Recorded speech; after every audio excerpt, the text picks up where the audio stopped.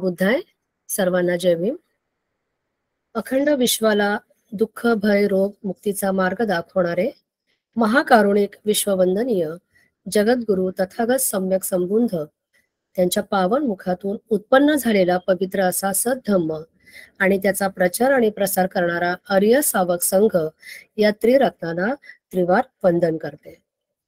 आपल्या सर्वांना अंधारातून प्रकाशाकडे नेणारे, प्रत्येकाच्या उज्ज्वल जीवनाचे शिल्पकार, भारत भाग्य विधाता, परमपूज्य बोधिसत्व भारतरत्न डॉक्टर बाबासाहेब आंबेडकर यांच्या अनंत उपकारांना स्मरण करून आज या ठिकाणी धम्मसाकच्चा समूह मुंबई यांच्या माध्यमातून धम्मपद अट्टकथा व गाथा साप्ताहिक मालिका, त्या मालिकेचे प्रमुख मार्गदर्शक आदरणीय दयानंदजी मिसाळकर सर, पाली स्कॉलर व पाली साहित्य व बौद्ध धम्माचे अभ्यासक, त्याचबरोबर धम्मसाकच्च्या समूहातील आयोजक आणि विशेष करून प्रत्येक साप्ताहिक मालिकेला उपस्थित असणारे सर्व श्रद्धा संपन्न शील संपन्न उपासक उपासिका, बाल मित्र व पाली विभागाचे विद्यार्थी या सर्वांना नमो बुद्धाय, जय भीम. कार्यक्रमाला सुरुवात करण्या अगोदर सर्वप्रथम आपल्या त्रिरत्नाचे अनुसरण करूया. त्यासाठी मी सर्वांच्या वतीने नलिनी बागुल मॅडम यांना विनंती करते की त्यांनी त्यांच्या सुंदर आवाजामध्ये आमच्या सर्वांच्या वतीने ती सरळ अनुसरण करावे. नमो तस्स भगवतो अरहतो सम्मा संबुद्धस्स. नमो तस्स भगवतो अरहतो सम्मा संबुद्धस्स.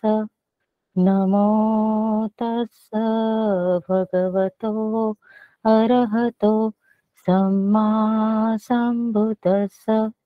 बुद्धं शरणं गच्छामि, धम्मं शरणं गच्छामि, संघं शरणं गच्छामि.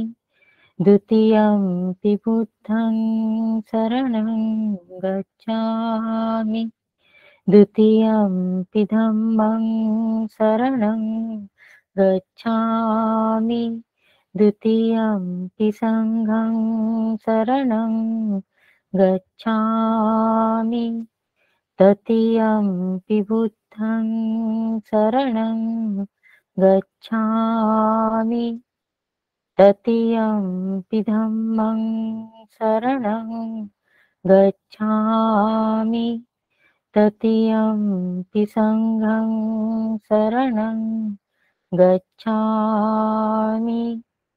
साधु साधु साधु. साधू साधू साधू. आजचे आपले मार्गदर्शक जे आहे आदरणीय पंडित मॅडम, विद्या पंडित मॅडम यांचा मी परिचय देऊ इच्छिते. मॅडम यांचा पाली आणि बौद्ध साहित्याचा गाढा अभ्यास आहे.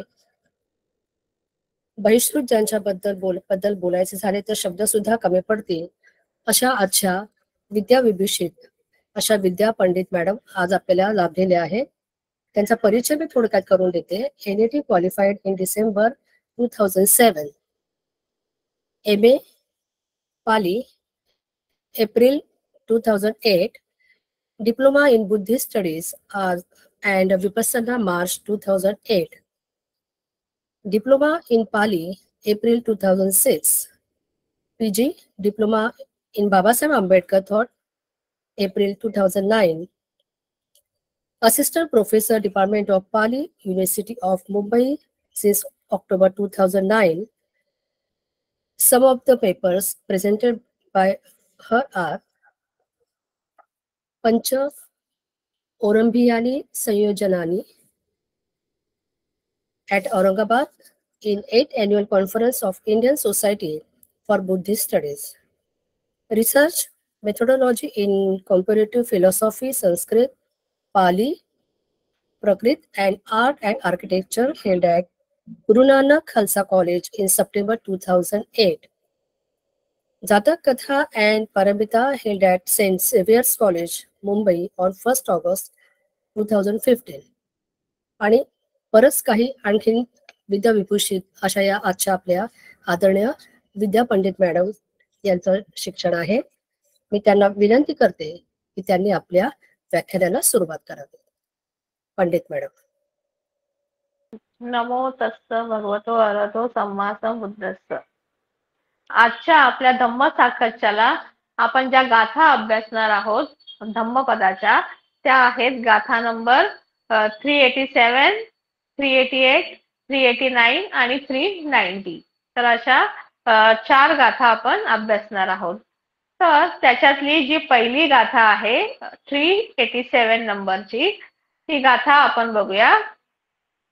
दिवा तपती आदिच्यो रत्तिमा भाती चंदिमा सन्नद्धो खत्तियो भाती झाई तपती ब्राह्मणो अथ तब्ब महोरत्ती बुद्धो तपती तेजसा. तर अशी ही पहिली गाथा आहे.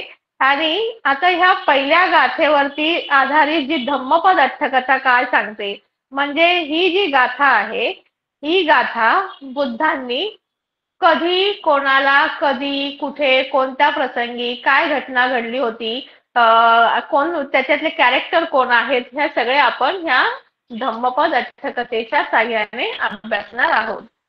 तर ही जी धम्मपद अठ्ठकथा आहे तिचं नाव आहे आनंद थेर वत्थू. तर याला आपण सुरुवात करूया.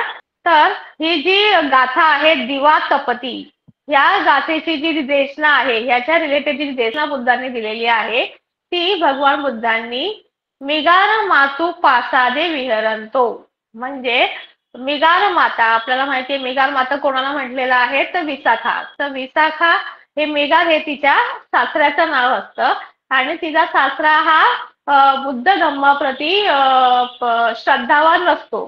तर अशा या सासऱ्याला जी विशाखा आहे, आपल्या सर्वांचा परिचित आहे विशाखा माता.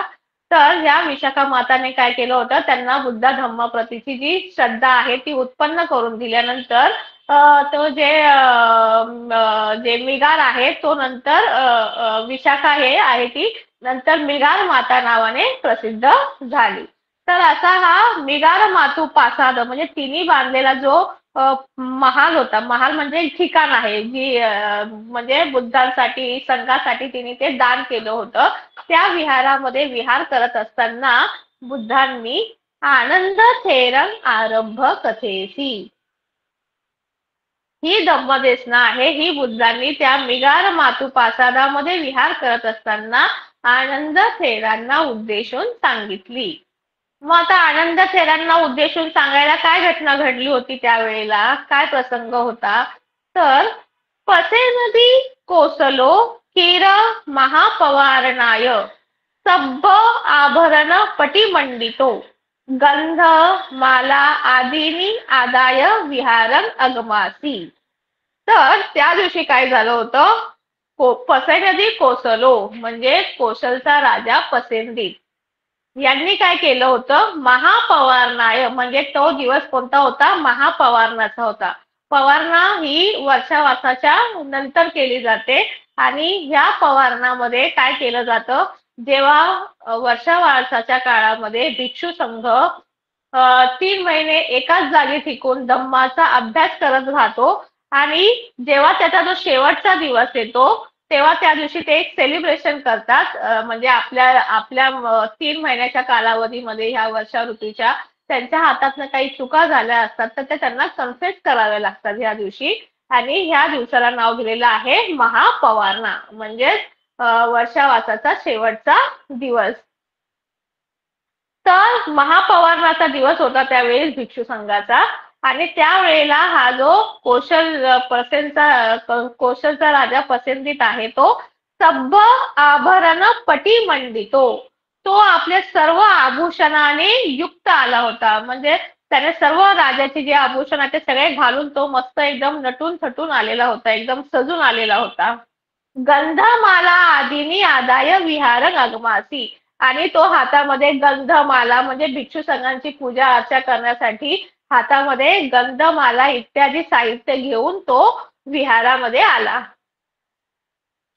तस्मिन् क्षणे काळुदायी थेरो झानं समापज्जित्वा परिसं पर्यंते निसिन्नो होती. आता त्या पवारणाच्या दिवशी जे काळुदायी थेर आहे, हे थेरांचं नाव आहे काळुदायी, ते थेर ध्यान समापज्जित्वा म्हणजे खूप डीप ध्यानामध्ये गेले होते आणि ते परिषदेच्या एका बाजूला ते बसलेले होते काळुदायी थेर. नाममेव पनस्स एतं शरीरं सुवर्णवर्णं. आता इथे काळुदायी थेरांची महती सांगतायत की त्यांचं नाव जर आपण बघितलं काळुदायी, तर काळुदाईवरनं आपल्याला असं स्पष्ट होतं काळ्याच्या रिलेटेड काहीतरी, काळा वर्णाच्या रिलेटेड काहीतरी आपण त्याची अशी संकल्पना करतो. पण त्यांनी सांगितलं ते फक्त नाममेव पनस्स एतं, त्यांचं ते फक्त नाव होतं काळुदायी. पण शरीर सुवर्णवर्णं, कसं होतं त्यांचं शरीर एकदम सुवर्ण वर्णाचं होतं. तस्मिन् क्षणे चंदो उगच्छति सूर्यो अस्तमेति. आणि आता इथे बाहेरची घटना पण निसर्गात पण काय चालू होतं तेही सांगितलेलं आहे. त्यावेळेला कोणता क्षण होता? चंदो उगच्छति सूर्यो अस्तमेति, म्हणजे संध्याकाळची वेळ. याच्यावरून आपल्याला लक्षात येतं की ही संध्याकाळची वेळ आहे. सूर्य अस्ताला जात होता आणि चंद्र उगच्छति वरती येत होता. म्हणजे याच्यावरून आपल्याला समजतं की त्यावेळेचा संध्याकाळच्या वेळेला आपली दिशा कशी असते तो एक अंदाज आपल्याला लक्षात घेता येईल. आनंद थेरो अर्थमेंतस्य च सूर्यस्य उगच्छन्तस्य च चंद्रस्य ओभासं ओलोकेन्तो रय्यो शरीर ओभासं थेरसं शरीर ओभासं ओलोकेसी. आता ह्या वेळेस ना तिथे एवढा ओभास म्हणजे प्रकाश पडलेला होता. तर त्यांनी सांगितलं तिथे 3 गोष्टींचा प्रकाश पडलेला होता. कोणाचा? एक तर आपण बघितलं निसर्गामध्ये काय घटना घडत होती, तर चंद्र उगवत होता आणि सूर्य अस्ताला जात होता. मग त्यावेळेला आकाश पण कसं असं सोनेरी चमकत असतं, असं प्रकाशमान दिसत होतं, चमकण्यासारखं दिसत होतं. ही एक घटना म्हणजे प्रकाशमान झालं होतं त्यावेळेला ते निसर्ग पण. आणि दुसरं म्हणजे थेरस्थ शरीर ओभासं ओलोकेसी. आणि जे थेर काळुदाई थेर जे ध्यानामध्ये डीप ध्यानामध्ये गेले होते त्यांचंही शरीर आपण बघितलं की सुवर्ण वर्ण होतं आणि ते डीप ध्यानामध्ये गेल्यामुळे त्यांचंही शरीरावर तेज चमकत होतं. आणि तिसरं आणखीन रय्यो शरीर ओभासं, आणि राजाही एवढा सर्व अलंकाराने युक्त आला होता, त्याच्या प्रजेसहित आला होता. तर तो राजाही त्यावेळेला एकदम चमकत होता त्या आभूषणाने, त्याच्याही चेहऱ्यावरचं राजाचं तेज, त्या सगळ्या गोष्टीने तो राजाही एकदम प्रकाशमान वाटत होता. अशा 3 प्रकारचे प्रकाश म्हणजेच आनंद थेर बघत होते. तत्थ सब्ब ओभासे अतिकम्मित्वा सत्थाव विरोचेसी.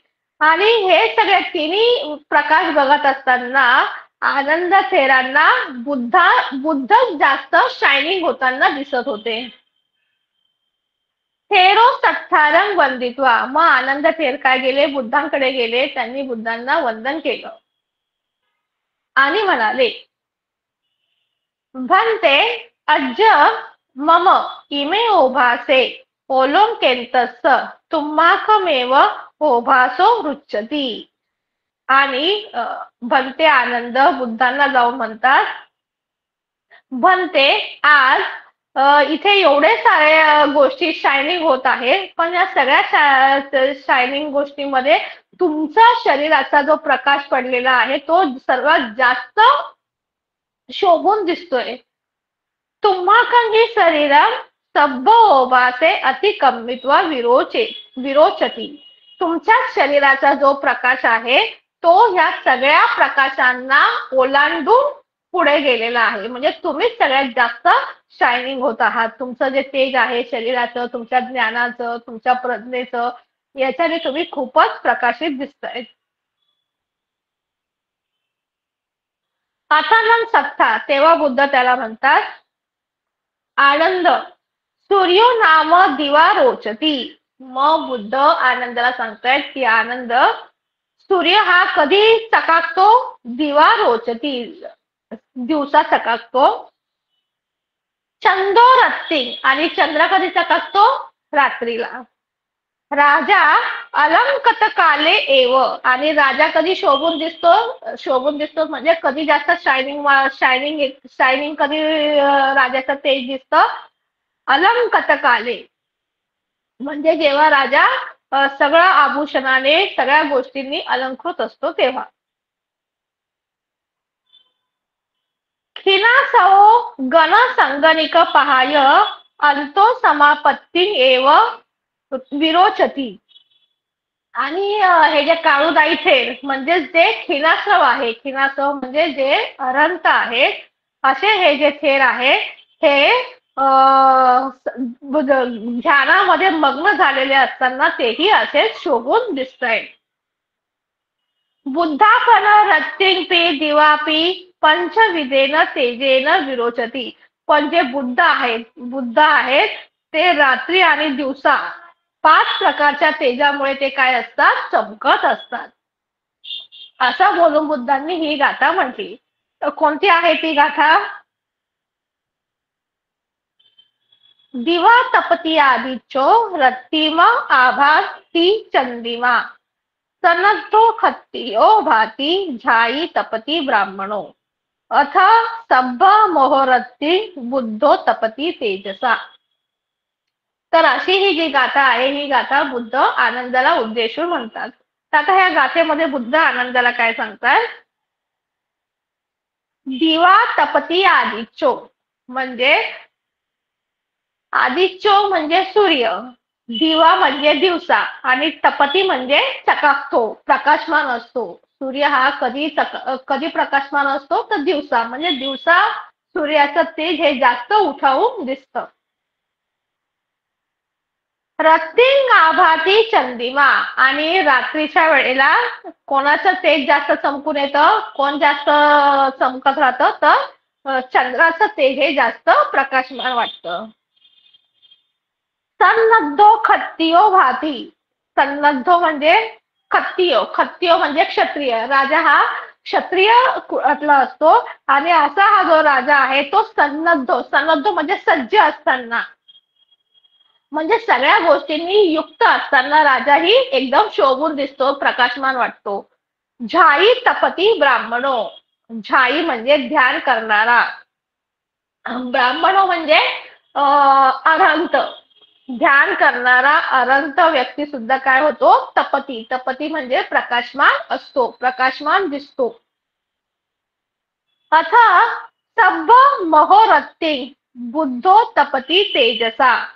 पण बुद्ध जे आहे, हे बुद्ध हे जे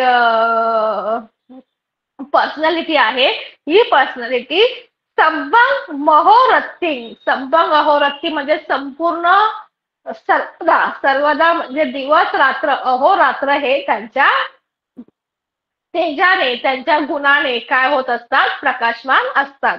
अशा प्रकारे बुद्ध त्याला बुद्धांच्या क्वालिटी म्हणजे ब्राह्मणाच्या क्वालिटी वर्णन करतात. आता याच्या रिलेटेड जी काही अट्टकथा आहे ती अट्टकथाही आपण बघू. आता नेक्स्ट स्लाइड. दिवा तपती ती म्हणजेच काय? दिवा विरोचती म्हणजे दिवसा शोभून दिसतो. विरोचती म्हणजे शोभून दिसतो. रत्तिं पनस्त गतमग्गोपी न पय्याती. आणि रात्री म्हणजे दिवसा कोण शोभून दिसतं? तर आपल्याला माहितीये सूर्य हा काय होतो? दिवसा शोभून दिसतो. आणि असा हा सूर्य जेव्हा रात्र येते तेव्हा तो कुठून कधी कसा कुठे निघून जातो हे आपल्याला देखील नाही. म्हणून त्यांनी सांगितलेलं आहे की रत्तीपनस गतमग्गोपी न पञ्यायती, की रात्रीचा आपल्याला तो सूर्याचा कुठे जातो, कसा जातो, हे काही त्याचा गतमार्ग म्हणजे जाण्याचा रस्ता सुद्धा आपल्याला समजून येत नाही. आता चंद्रिमा, आता चंद्राबद्दल सांगितलेलं आहे. चंदोपी अभ्भ आदिही विप्पमुत्तो रत्तीमेव विरोचती नो दिवा. तर त्यांनी सांगितलं चंद्र हा अभ्भ आदिही विप्पमुत्तो. अभ्भ म्हणजे ढग. चंद्रावर आता दिवसा आपल्याला माहिती आहे चंद्र हा दिवसा पण असतो, पण सूर्याचा प्रकाश त्याच्यामुळे आपल्याला कधी चंद्र हा दिसत नाही. किंवा चंद्रावरती त्या दिवसाच्या वेळेला ढगही असतात, त्या ढगांमुळेही काय होतो चंद्र दिसत नाही. पण संध्याकाळच्या वेळेला काय होतो ते ढग वगैरे म्हणजे दिवसा सूर्याचा प्रकाश, संध्याकाळच्या वेळेला सूर्याचा प्रकाश कमी झाल्यामुळे काय होतो तो चंद्र अधिक चांगल्या प्रकारे शोभून दिसतो, प्रकाशमान दिसतो. नो दिवा, जसा तो दिवसा दिसत नाही. म्हणजे संध्याकाळच्या वेळेला सूर्य दिवसा चकाकतो आणि चंद्र हा संध्याकाळच्या वेळेला चकाकतो. सन्नद्धोती सुवर्ण मणी विचित्तेही सभ्य आभरणेही पटिमंडितो चतुरंगिनिया सेनाय परीक्षितो व राजा विरोचती. आता राजाबद्दल सांगितलेलं आहे. राजा हा सुवर्ण मणी विचित्तेही म्हणजे सोन्यानी, राजाची जी आभूषणं असतात सोनं धारण करतो, मणी मोती धारण करतो, त्याने जेव्हा तो सुशोभित असतो, सर्व आभूषणाने युक्त असतो. तसेच चतुरंगिनिया तो परत कशाने वेगळेला असेल राजा? चतुरंगिनी सेना. चतुरंगिनी सेना कशाला म्हणतात? तर राजाच्या सेनेमध्ये कोण कोण असतं? हत्ती असतात, घोडे असतात, रथ असतं आणि पायदळ असतं. तर ह्या 4 गोष्टींना काय म्हटलेलं आहे? चतुरंगिनी सेना म्हटलेलं आहे. तर यांनी जेव्हा राजा काय असतो वेढलेला असतो, तेव्हा राजा अधिक शोभून दिसतो, अधिक प्रकाशमान दिसतो. न अय्यातक वेशेने थितो, अन्य कोणत्याही वेशभूषेमध्ये राजा तशा प्रकारे शोभून दिसत नाही. आता थेराबद्दल सांगितलेलं आहे. काळूदाई थेर. झायिती खिना गणन विनोदेत्वा झायंतो व विरोचती. आता खिनासव जो भिक्षू आहे म्हणजेच अनंत भिक्षू आहे, ज्याचे सर्व आश्रम निघून गेलेले आहे, असा जो भिक्षू आहे तो जेव्हा गणन विनोदेत्वा, तो जेव्हा आपल्या समूहाला त्याच्या संघाला सोडून एकांतामध्ये जाऊन ध्यान साधना करतो, ध्यानामध्ये मग्न होतो, ध्यानाने युक्त असतो, तेव्हा तो ब्राह्मण हा काय होतो? अधिक शोभून दिसतो, अधिक प्रकाशित दिसतो. विरोचती म्हणजे चकाकतो, त्याच्या तेजाने चकाकतो, ध्यानाच्या तेजाने तो चकाकत असतो. आता तेजसाती, आता बुद्धांबद्दल सांगितलेलं आहे. सम्मासं बुद्धोपण शील तेजेन दुस्तील्य तेजम गुण तेजेन निगुण तेजम पय्या तेजेन दुपय्य तेजम पुण्य तेजेन अपुण्य तेजम धम्म तेजेन अधम्म तेजम पर्यादित्वा इमिना पंचविधेन तेजेन नित्यकालम एवं विरोचतीति अर्थो. आता बुद्ध ही पर्सनॅलिटी अशी असते की जी दिवस रात्र काय होत असते? प्रकाशमान होत असते. तर कशामुळे प्रकाशमान होत असते? तर त्यांच्यामध्ये जे 5 प्रकारचे जे तेज आहे, त्या 5 प्रकारच्या तेजामुळे बुद्ध हे प्रकाशमान असतात. तर कोणते आहेत ते 5 गुण? तर पहिलं त्यांनी सांगितलेलं आहे शील तेजेन दुःशील्य तेज, म्हणजे दुःशीलावर मात करून बुद्ध शील तेजाने काय होत असतात? अधिक प्रखरमान असतात, प्रकाशमान असतात. गुण तेजेन निगुण तेज, म्हणजे निर्गुण. निर्गुण म्हणजे दुर्गुण असतात. त्या दुर्गुणावर प्रहार करून ते त्यांच्यातल्या चांगल्या क्वालिटीने, चांगल्या गुणांनी काय होत असतात, प्रकाशमान असतात. पय्या तेजेन दुपय्य तेजं, म्हणजे जी दुपय्या आहे, दुपय्या म्हणजे वाईट, प्रज्ञात नसणे, अज्ञान असणे. तर ह्या अज्ञानावर ते मात करून पय्या तेजेनं, प्रज्ञेच्या तेजाने काय होत असतात, प्रकाशमान असतात. पुण्य तेजेन अपुण्य तेज, आणि दुसरं अपुण्य, अकुशल कर्मावरती कुशल कर्माने मात करून, म्हणजे पुण्याने मात करून ते काय होतं, पुण्य तेजाने हे प्रकाशमान असतं. आता 5वी क्वालिटी आहे, 5वं तेज त्यांचं आहे धम्म तेजेन अधम्म तेज. अधम्मावरती मात करून ते धम्म तेजाने अधिक प्रखरपणे प्रकाशमान होत असतात. तर असे हे 5 प्रकारच्या तेजाने बुद्ध दिवस रात्र प्रकाशमान असतात. कोणते कोणते 5 तेज कोणते त्यांचे, तर स्थील तेज, गुण तेज, पय्या तेज, पुण्य तेज आणि धम्म तेज. या आपल्या गुणांमुळे ते प्रकाशमान दिसतात. तर अशा प्रकारे बुद्ध कारण सांगतात की बुद्धांचा प्रकाश हा या सगळ्यांना पार करून, म्हणजे इथे कोणाकोणाचा उजेड सांगितलेला आहे, आपण बघितलेला आहे.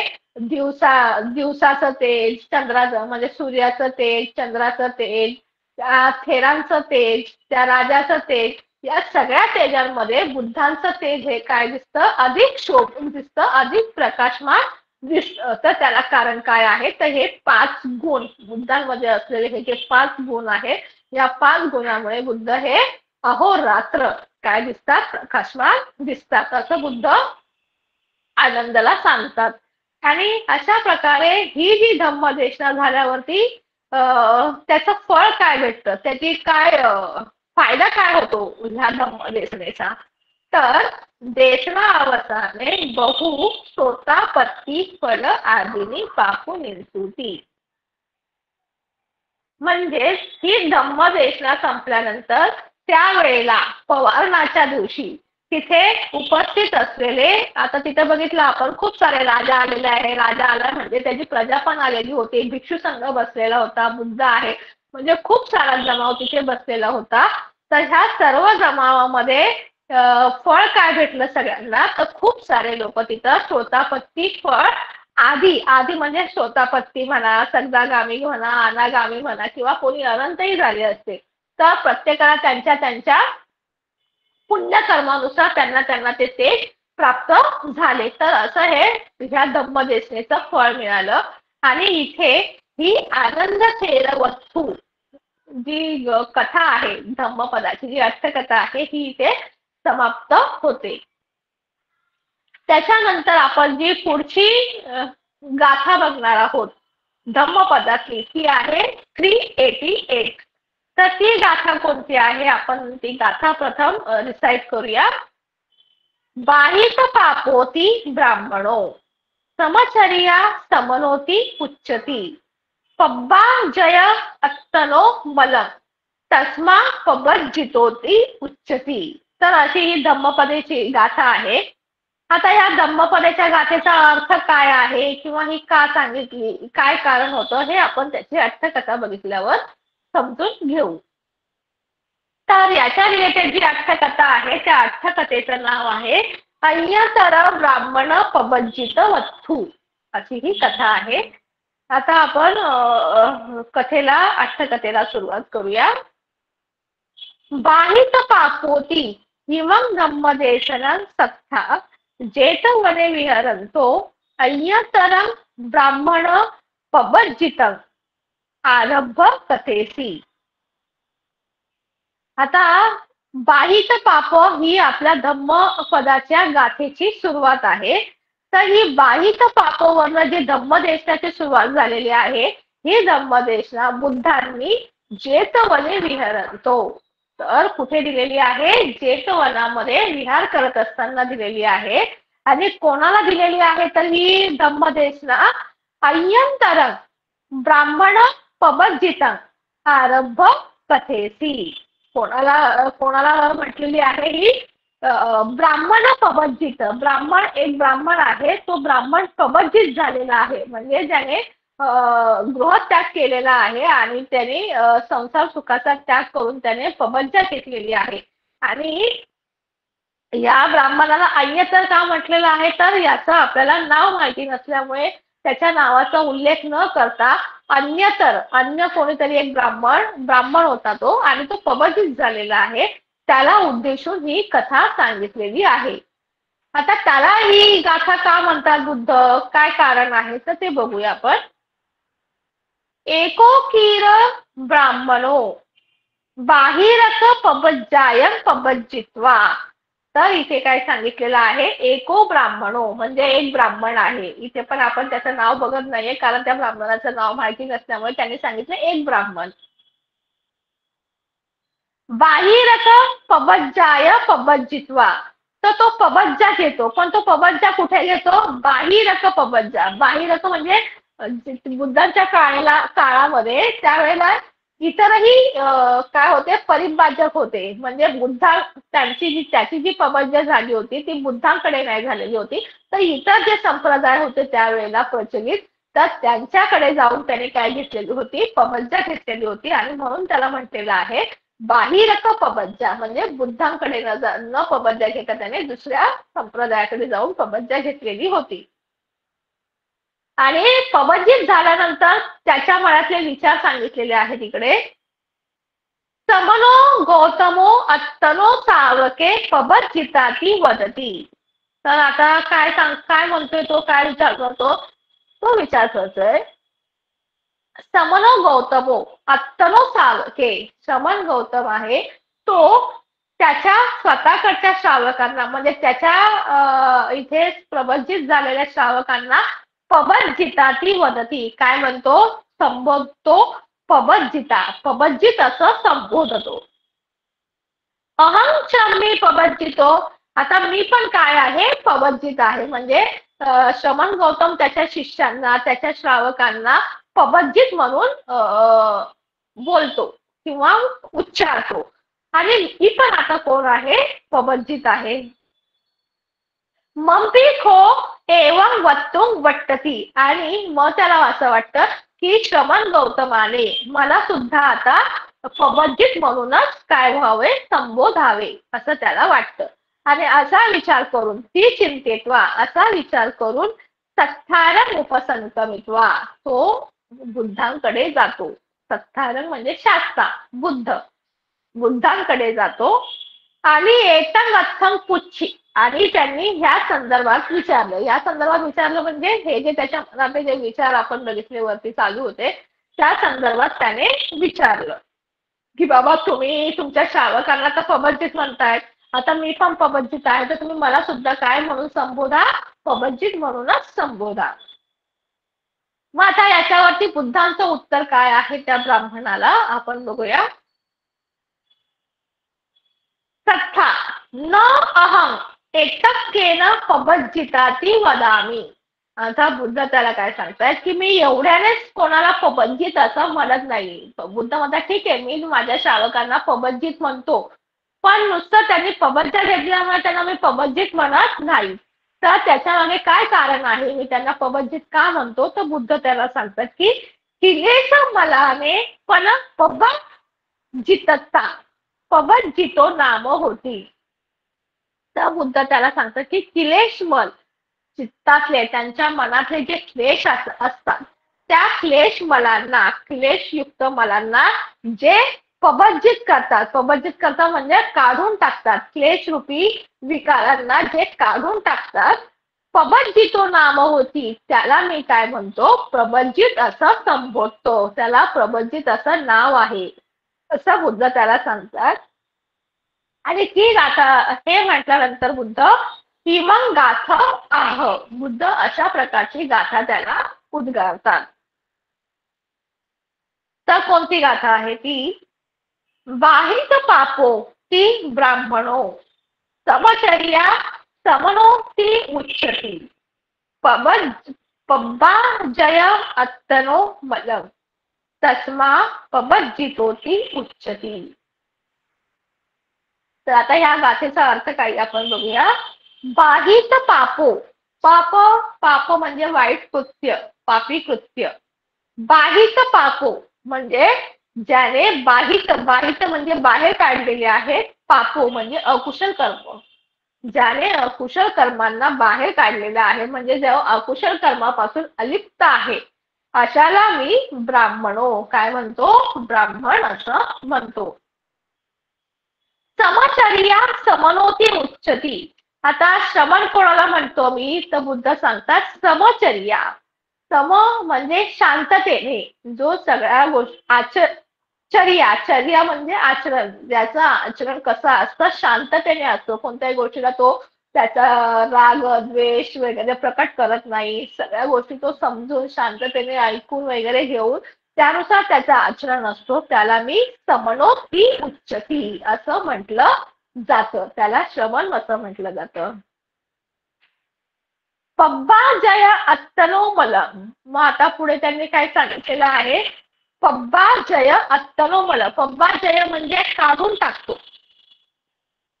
अत्तनो मलम, अत्तनो मलम म्हणजे आतील मळ, स्वतःच्या आतील मळ, विकार, डिफाईलमेंट, जो स्वतःच्या शरीरातले नाही म्हणता येणार, मनातील त्यांच्या जो स्वतःच्या मनातील विकारांना काढून टाकतो. तस्मा पबज्जितोती उच्चती. त्यामुळे त्याला काय म्हणतात, पबज्जित असं म्हटलं जातं. आता इथे पबज्जित शब्दाबद्दल आपण थोडं अजून त्याचं ग्रामर घेतलं तर असं लक्षात येतं की पबज्जित शब्द हा प प्लस वज्जित या दोन गोष्टींनी बनलेला आहे. वज्जित म्हणजे वर्ज करणे, वर्ज करणे म्हणजे काढून टाकणे, त्याच्यापासून अलिप्त राहणे, दूर राहणे. आणि प हा तिकडे त्याला काय लागलेला आहे, उपसर्ग लागलेला आहे. आता प आणि वचित, जेव्हा व एखाद्या गोष्टी बरोबर जेव्हा तो त्याची संधी होती, जेव्हा तो जॉईंट होतो, तेव्हा तो डबल व बनतो. मग तो झालं पवज्जित.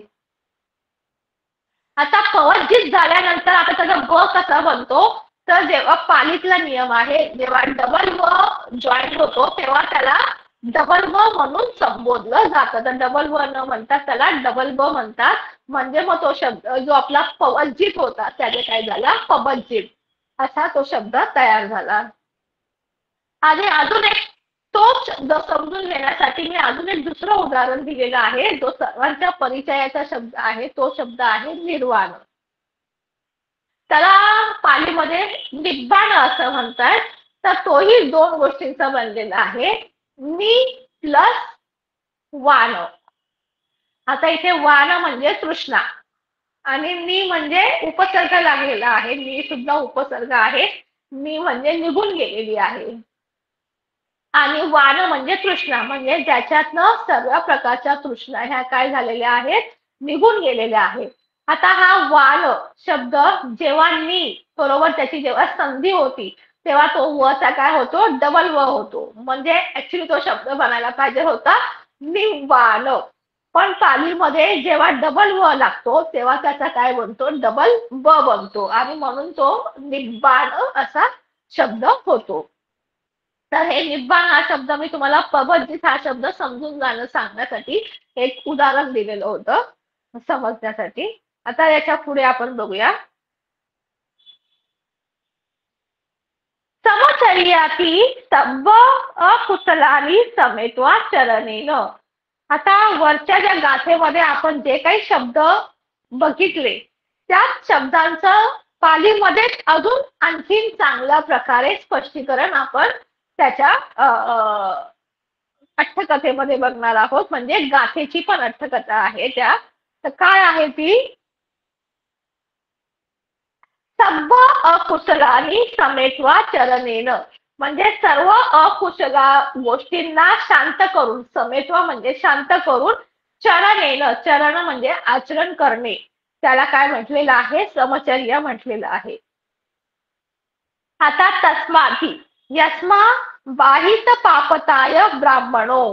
म्हणजे आपण बघितलं ब्राह्मण कोणाला म्हटलेलं आहे, बाहित पापताय म्हणजे ज्याने पापी धर्म अकुशल धर्मांना ज्याने बाहेर काढून टाकलेला आहे तो ब्राह्मण. आणि श्रमण कोणाला म्हटलेलं आहे? अकुशलानी समेत्वा चरणेन समोरोती उच्चती. म्हणजे अकुशल धर्मांना शांत करून जो आचरण करतो त्याला काय म्हटलेलं आहे? समनोती उच्चती. उच्चती म्हणजे म्हटलं जातं. तर श्रमण कोणाला म्हटलं जातं? जो अकुशल धर्मांना शांत करून त्या आचरण करतो त्यांना समन म्हणतात. तस्मा यो अत्तनो राग आदी मलं पभाजयंतो विनोदेंतो चरती. आता इथे सांगितलं जो, यो म्हणजे जो. अत्तनो राग आदी मलं म्हणजे आपल्या मनातील, अत्तनो मनातील, स्वतःच्या मनातील राग आदी मल, राग, लोभ, मोह इत्यादी जे मल आहेत, इत्यादी जे विकार आहेत, त्या विकारांना पभाजयंतो म्हणजे वर्जित करून, बाहेर काढून, फेकून देऊन, विनोदेंतो म्हणजे काढून टाकतो, रिमूव्ह करतो, तो चरती आणि त्यानुसार जो आचरण करतो सोपी तेन पभाजनेन पभज्जितोती उच्चती. आणि त्यामुळे त्या व्यक्तीला ते सगळं पभाजनेन म्हणजे सगळ्या गोष्टी काढून टाकल्यामुळे त्याला पभज्जित असं म्हटलं जातं, असा त्याचा अर्थ आहे. आता ही धम्मदेशना झाल्यानंतर त्या धम्मदेशेची सार्थकता काय ठरते? काय सार्थक होतं त्याने? काय गोष्टी सार्थक होतात? तर देशना अवसाने सो ब्राह्मण पभज्जितो सोतापत्ती फले पतिच्छली. तर आपण बघतोय की ही धम्मदेशना झाल्यावरती हा धम्मोपदेश त्या व्यक्तीला कळाला, म्हणजेच काय झालं? तो ब्राह्मण काय झाला? सोतापत्ती फळाला प्राप्त झाला. संपत्तानंपी स अस्थिका धम्मदेशना अहोसी.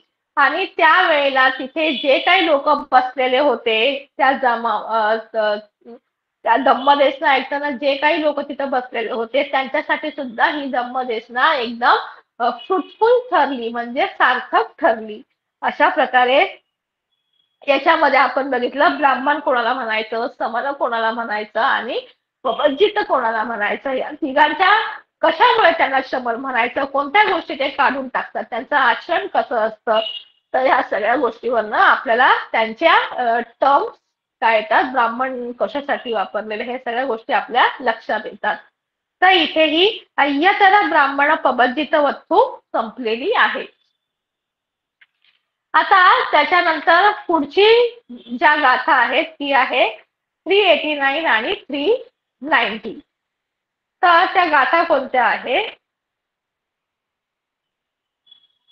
न ब्राह्मणस्य पहरेय न अस्य मुंचेथ ब्राह्मणो भी ब्राह्मणस्य हंतार ततोपि यस्य मुंचती न ब्राह्मणस्य एतद किंची सेयो यदा निस्तेधो मनसा पियेहि यतो यतो हिंस मनो निवर्तती ततो ततो संमतिमेव दुःखम. अशा या दोन गाथा आहे. आता या गाथांच्या रिलेटेड जी धम्मपद अट्टकथा आहे ती अट्टकथा बघूया. त्या अट्टकथेचं नाव आहे सारीपुत्त थेर वत्थू.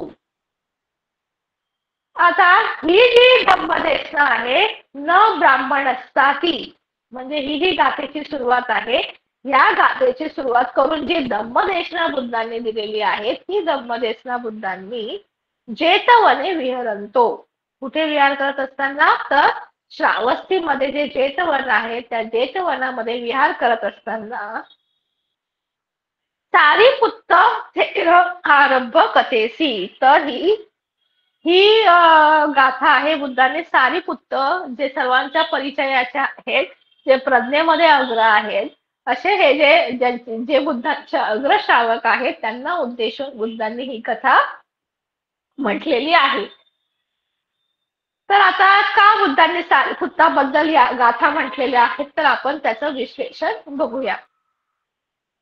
एकस्मिन् तीर्थाने समबहुला मनुस्सा अहो अम्माकं अय्यो खंती बलेन समनागतो अय्येषु अकोस्तमो कोत्संतेषु वा पहरंतेषु वा कोपमत्तं पिनत्थि. आता एकस्मिन ठाणे बहुला मनुष्या. आता काय घटना चालू आहे ती सांगितलेली आहे. एके ठिकाणी एका जागेवरती समबहुला भिक्खू म्हणजे काही भिक्षू, समबहुला मनुष्य सॉरी काही माणसं तिकडे जमलेली होते आणि त्यांच्यामध्ये काय चर्चा चाललेली असते ते आपण बघूया. तर ते काय म्हणतात, अम्माकं अय्यो, आमचे जे आर्य आहेत, आर्य इथे त्यांनी सारीपुत्तांना म्हटलेले आहे, आमचे जे आर्य सारीपुत्त आहे ना ते कसे आहेत, खंती बलेन समनागतो. कसे आहेत तर खंती, खंती म्हणजे सहनशीलता. हे खंती बलेन समनागतो की त्यांच्यामध्ये खूप सहनशीलता आहे, खूप खंती बल त्यांचं खूप पॉवरफुल आहे. कशावरनं ते म्हणतात तर त्याचंही त्यांनी कारण दिलेलं आहे की ते का म्हणतात की आमचे आर्य खंती बलेने युक्त आहेत. तर अय्येषु अकोत्संतेषु वा पहरंतेषु कोपमत्तं पिनत्थि. ते सांगतात की कोणी त्यांच्यावरती ओरडलं, क्रोध केला, आक्रोश केला, त्यांच्यावरती ओरडलं, पहरंतेषु त्यांच्यावरती प्रहार केला, त्यांना मारलं, तरी सुद्धा कोपमत्तं पिनत्थि. ते त्यांच्यावरती काय करत नाही, कोप म्हणजे रागवत नाही, चिडत नाही, त्यांना प्रत्युत्तर देत नाही. तर हे काय आहे, खंती बलेचं लक्षण आहे की तुम्हाला मारलं म्हणा किंवा तुम्हाला म्हणजे वाणीने अपशब्द बोललं, रागवलं किंवा कायेने जरी तुम्ही त्यांच्यावरती प्रहार केला, मारला वगैरे, तरी ते काय करत नाही, त्याला प्रत्युत्तर देत नाही, त्याच्यावरती प्रतिक्रिया देत नाही, रागवत नाही, चिडत नाही. तर अशा प्रकारे ते सांगतात की आमचे जे आर्य आहे, म्हणजे आमचे आर्य म्हणजे सारीपुत्त थेर आहेत, ते खंती बलेन समनागतो. कसे आहेत, खंती सहनशीलताच्या बलाने काय आहे, युक्त आहेत.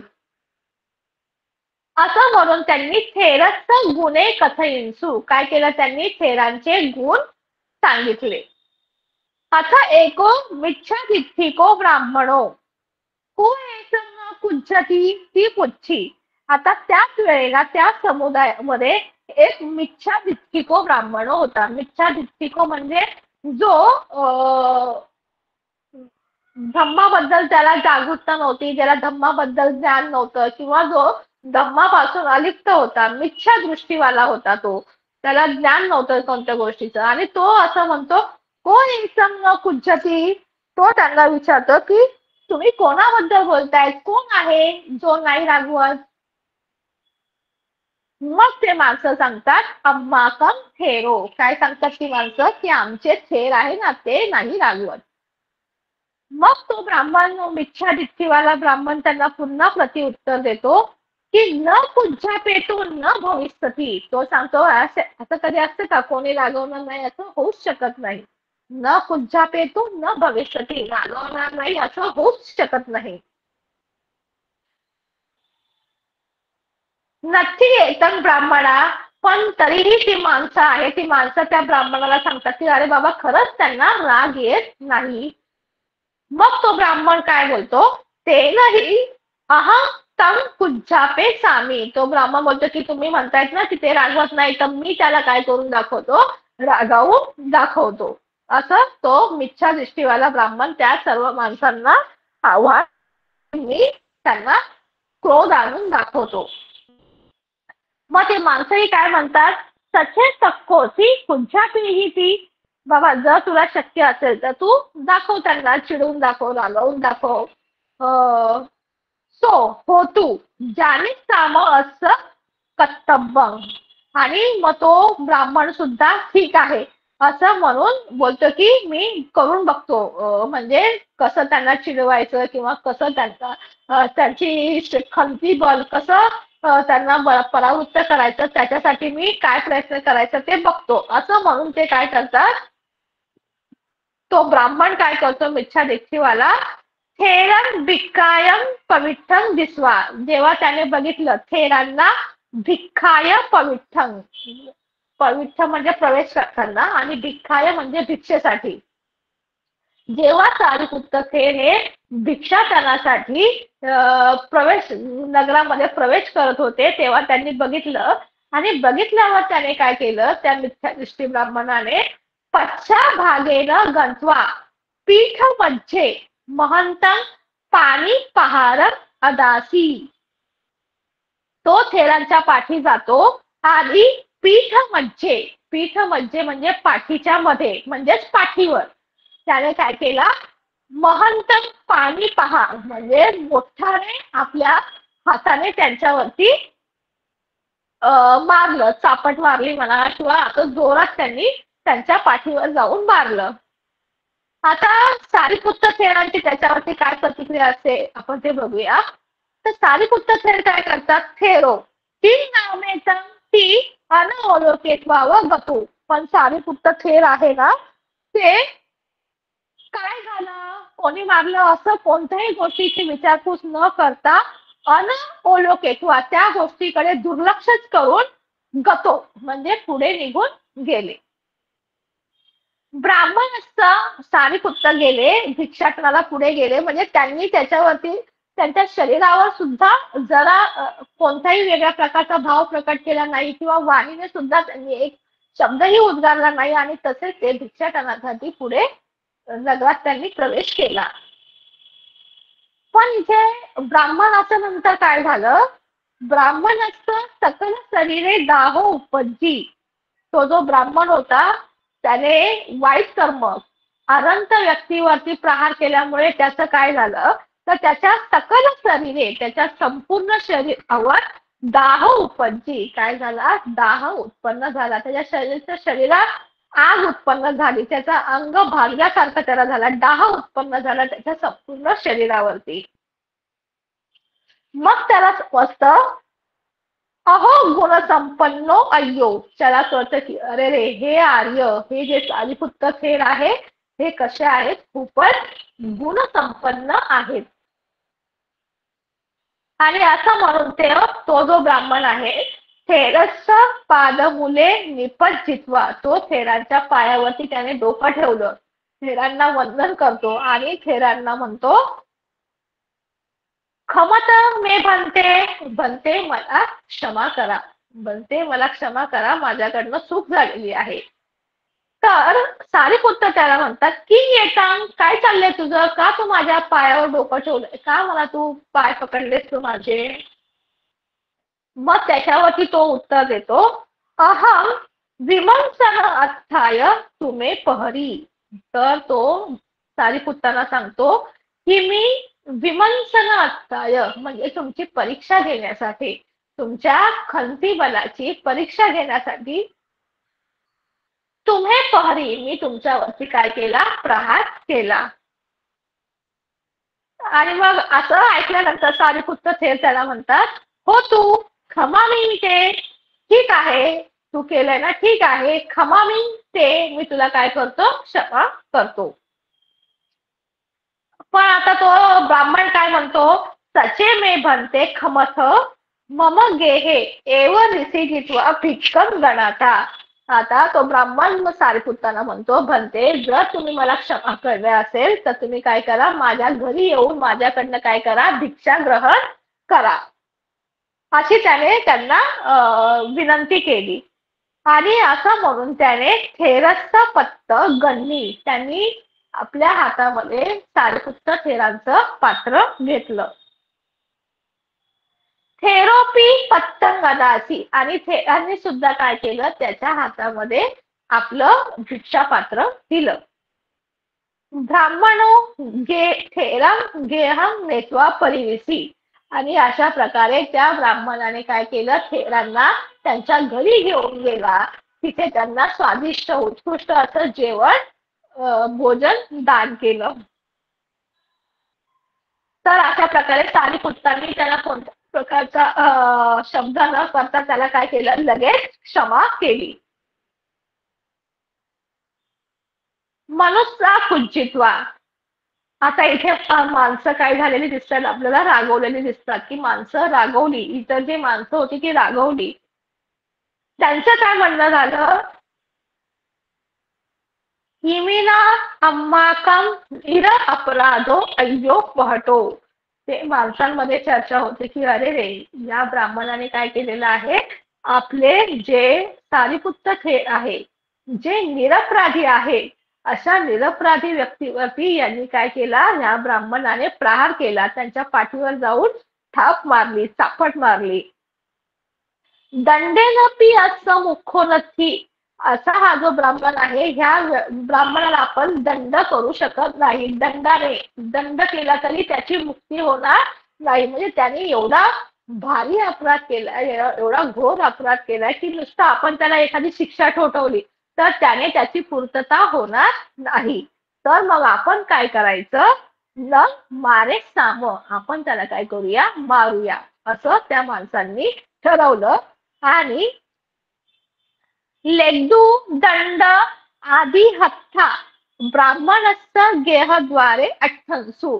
आणि मग त्या माणसांनी काय केलं, हातामध्ये काठ्या, मातीचे ढेकळं, काठ्या इत्यादी गोष्टी घेऊन, हातात घेऊन त्या ब्राह्मणाला मारण्यासाठी त्या ब्राह्मणाच्या दाराजवळ गेले.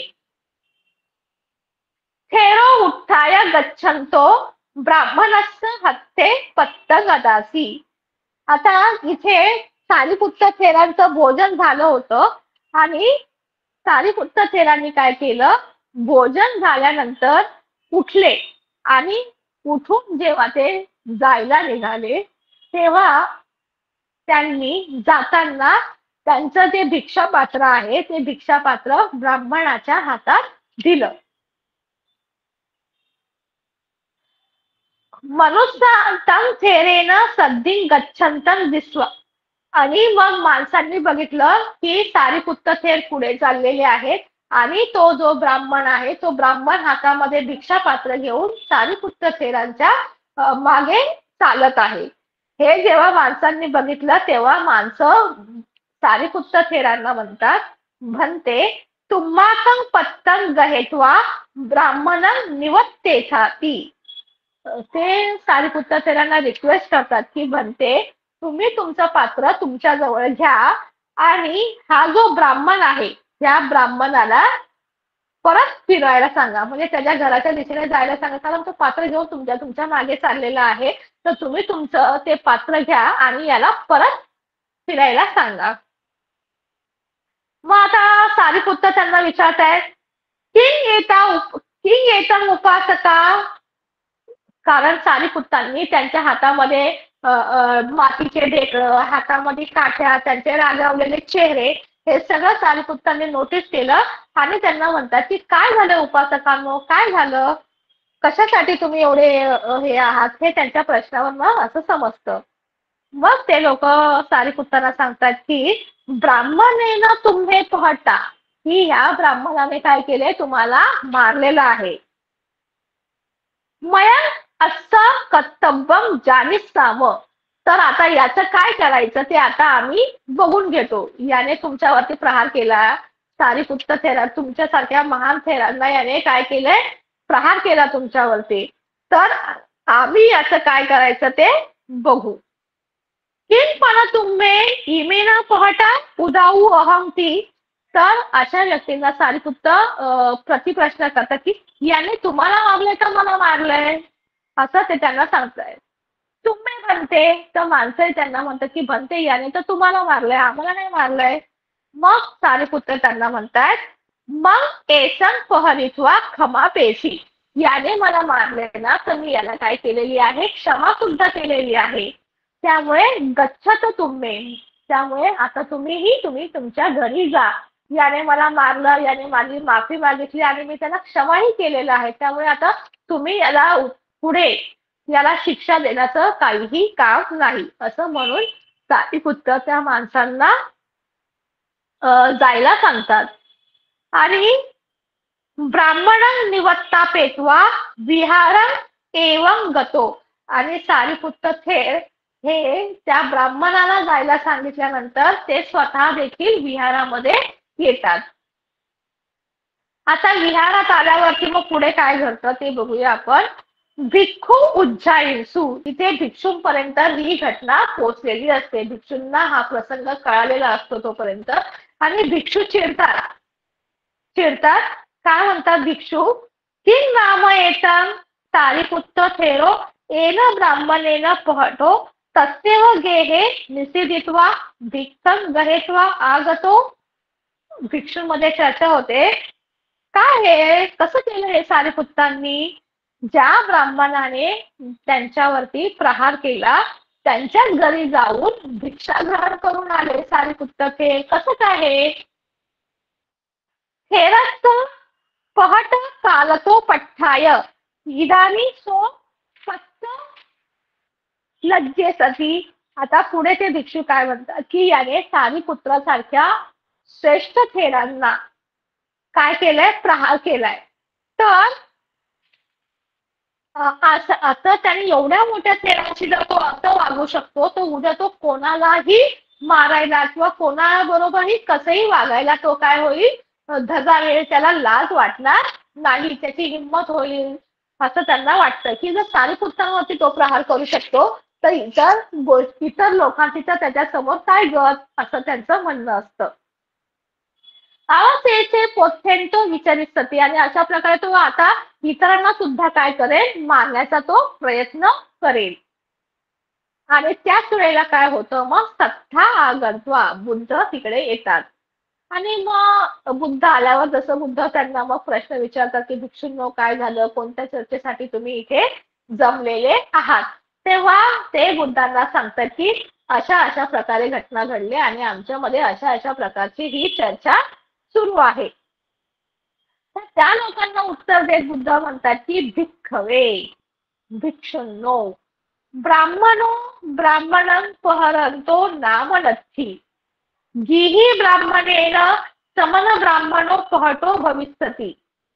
कोधो नाम एसो अनागामी मग्गेन समुद्घातन गच्छति. ती वत्वा धम्मं देसेंतो हिमा गाथा आभासी. मग बुद्ध त्यांना सांगताय की एक ब्राह्मण दुसऱ्या ब्राह्मणाला मारेल असं होऊ शकत नाही.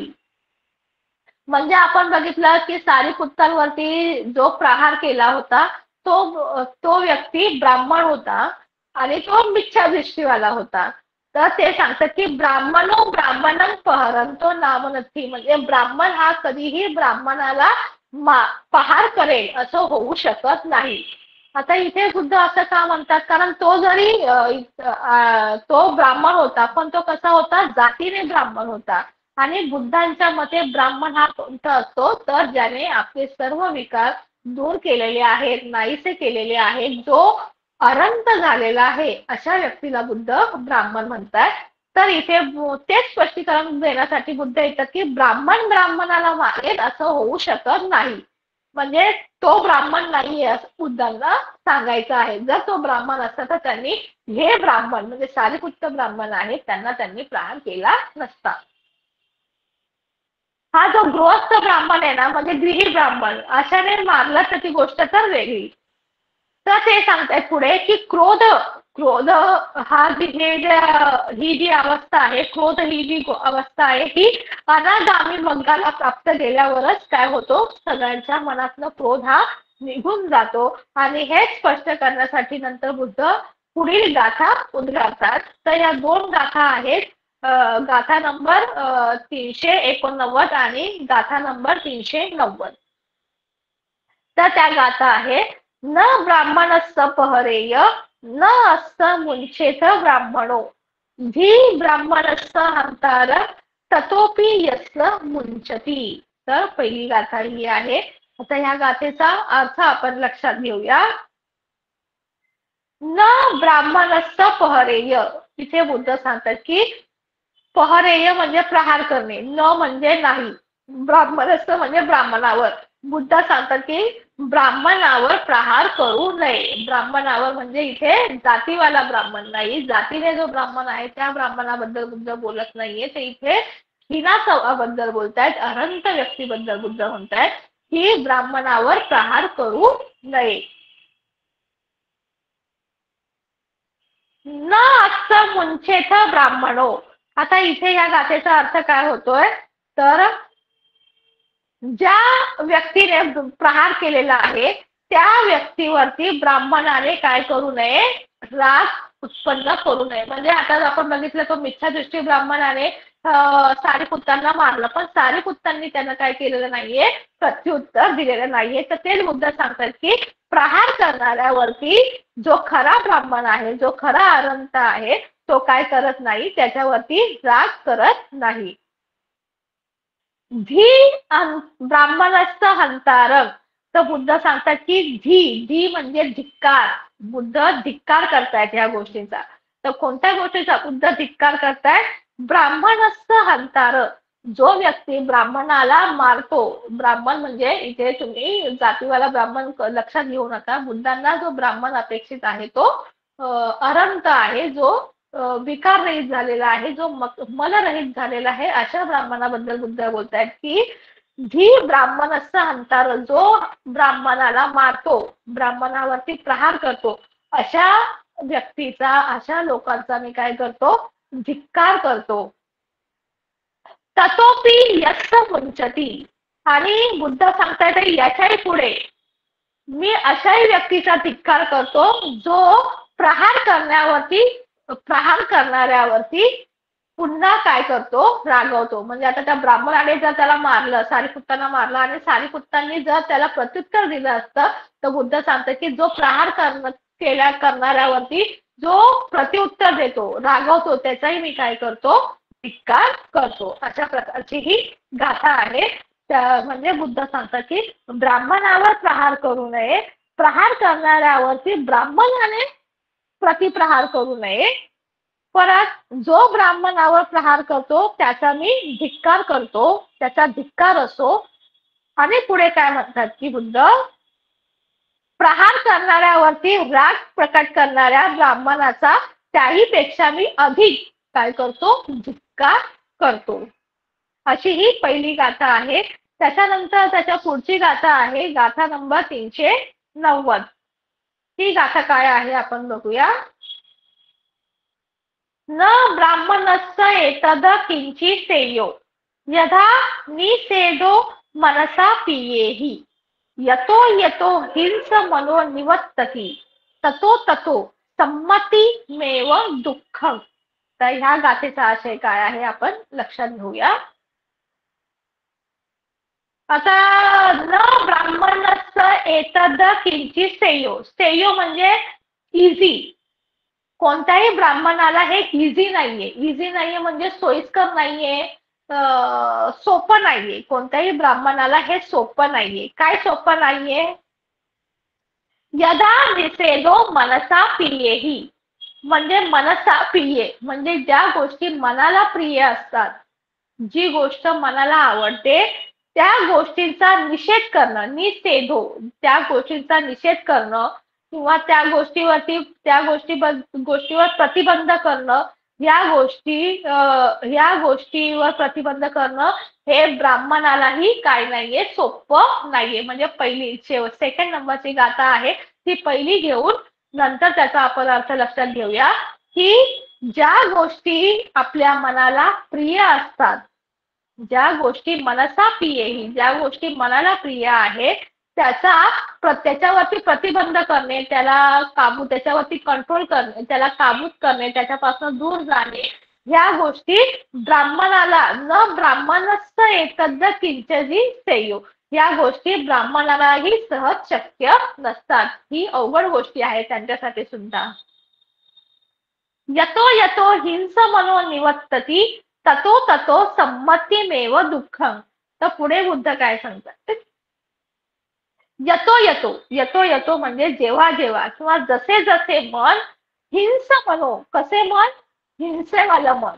ज्या मनामध्ये हिंसा आहे, प्रतिकार काय घ्यायचे, बदला घेण्याची भावना आहे, निवर्तती, जेव्हा जेव्हा आपण अशा मनाला आपण काबूत ठेवतो, कंट्रोल करण्याचा प्रयत्न करतो, तेव्हाच काय होतो, तसे तसे ततो ततो संमतीमेव दुःखम. तसे आपले मन काय होतं, आपलं जे दुःख आहे, संमती म्हणजे शांत होत जातं.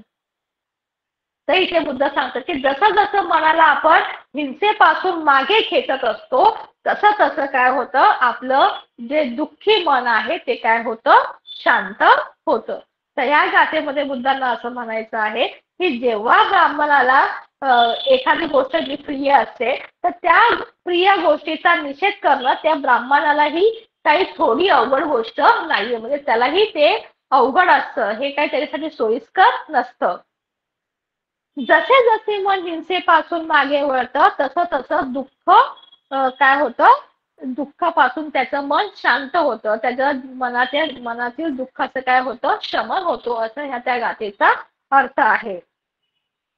आता याच्या रिलेटेड जी अर्थकथा आहे त्याच्याबद्दल आपण ऍक्च्युली गाथेमध्ये तर आपण सगळ्याच गोष्टी कव्हर केलेल्या आहेत, तरी पण एक फास्ट आपण त्याचं एक विश्लेषण बघूया.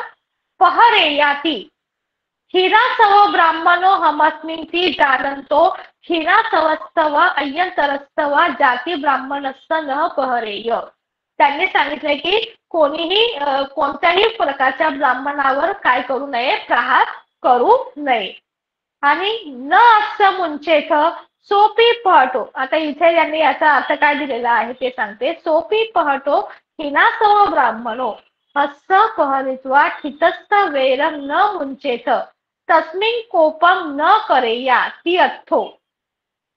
आता याचा अर्थ काय आहे की जर खिनासव ब्राह्मणाला एखाद्या व्यक्तीने येऊन प्रहार केला आणि त्या खिनासव ब्राह्मणाने तर काय केलं, परत त्याच्यावरती काय करू नये, प्रतिप्रहार करू नये. तस्मिन कोपम न करेय, त्याच्यावरती कोप करू नये असं इथे बुद्ध सांगतात. जरी त्याने तुम्हाला प्रहार केला तरी तुम्ही त्याच्यावरती प्रहार करू नका. म्हणजे हे कशाचं लक्षण आहे तर खंती. याच्याने आपण कोणती पारमिता पूर्ण करत असतो तो खंती. खंती म्हणजे सहनशीलता. हे सहनशीलतेची जी पारमिता आहे ही आपली काय होत जाते, पूर्ण होत जाते. भी ब्राह्मण असता तर बुद्ध इथे काय सांगताय, खिनासव ब्राह्मणस्थ हंतारं गरामी. बुद्ध सांगतात की जो खिनाशव ब्राह्मणावरती प्रहार करतो त्याचा मी काय करतो, गरहामी. गरहामी म्हणजे मी त्याची निंदा करतो. निंदा करतो म्हणजे मी अशा व्यक्तीचा काय करतो, धिक्कार करतो. बुद्ध म्हणतात धिक्कार असो अशा व्यक्तीचा जो खिनासव ब्राह्मणावरती काय करतो, प्रहार करतो. ततोपि यो फनतं पहरन्तं पटिपहरन्तो तस्स उपरी वेरं मुंचती तं ततोपि गरहामी. आणि बुद्ध काय सांगतात, त्याही पेक्षा जास्त धिक्कार मी कोणाचा करतो की जो व्यक्ती त्याच्यावरती प्रहार केल्यावरती त्या प्रहार करणाऱ्या व्यक्तीवरती पुन्हा प्रतिप्रहार करतो, अशा व्यक्तीचा मी त्याही पेक्षा जास्त आणखी स्ट्रॉंगली काय करतो, धिक्कार करतो. आता पुढे बुद्ध काय सांगतायत,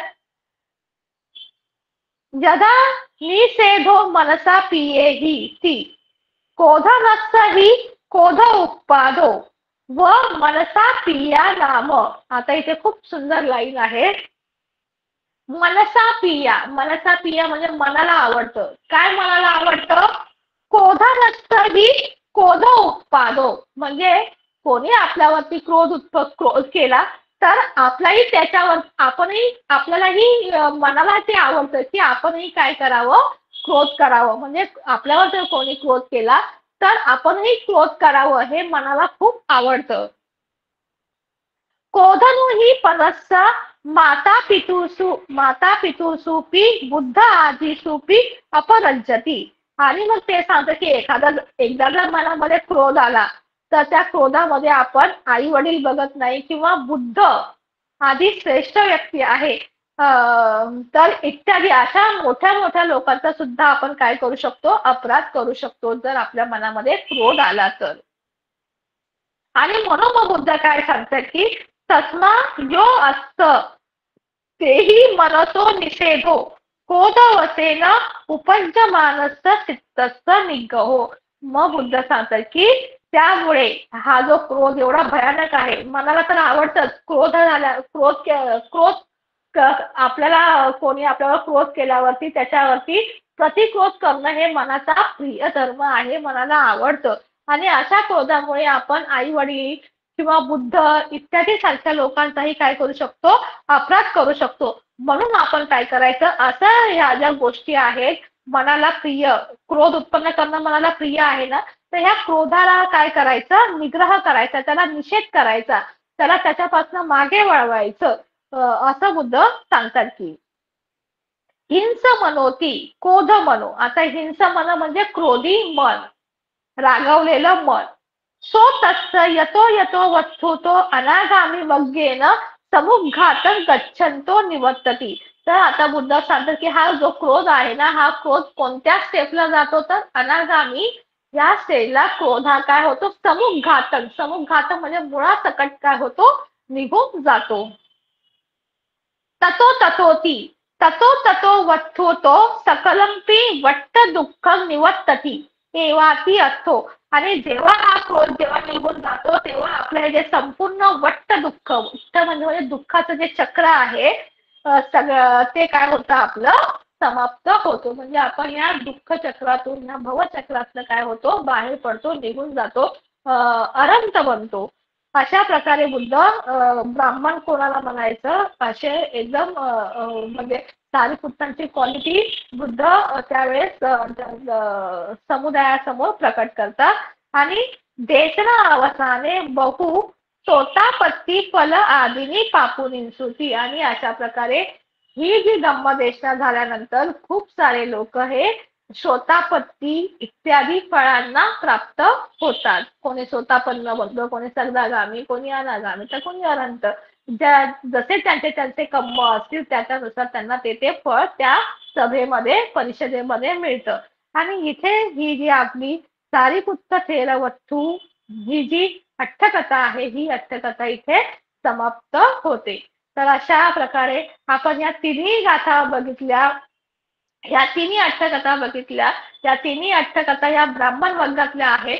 आणि या तिन्ही अट्टकथेचा आपण जर अभ्यास केला तर आपल्याला समजतं की ब्राह्मण कसा असला पाहिजे, ब्राह्मण कसा आहे, ब्राह्मणाची क्वालिटी काय. आता इथे बुद्ध त्याच्या तेजाने अहोरात्र समजतात, ही बुद्धांची क्वालिटी आहे, ब्राह्मणाची क्वालिटी आहे. ब्राह्मण हा दुसऱ्यांवरती प्रहार करत नाही किंवा प्रहार करणाऱ्यावरती प्रतिप्रहार करत नाही.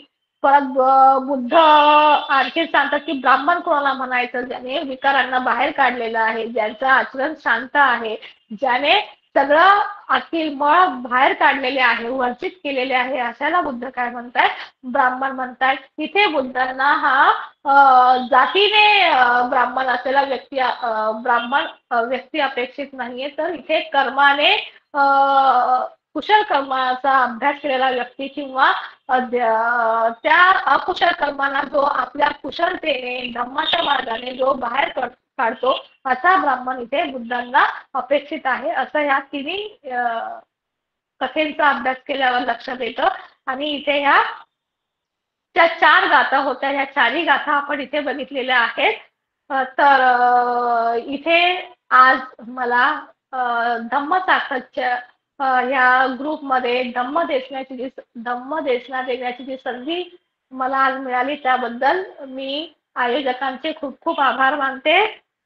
आणि आज या धम्मदेशनेच्या मार्गाने जे काही पुण्य मी अर्जित केलेले आहे ते पुण्य सर्व प्राणी मात्रांप्रती वितरित करते. भवतु सब्ब मंगलम, भवतु सब्ब मंगलम, भवतु सब्ब मंगलम.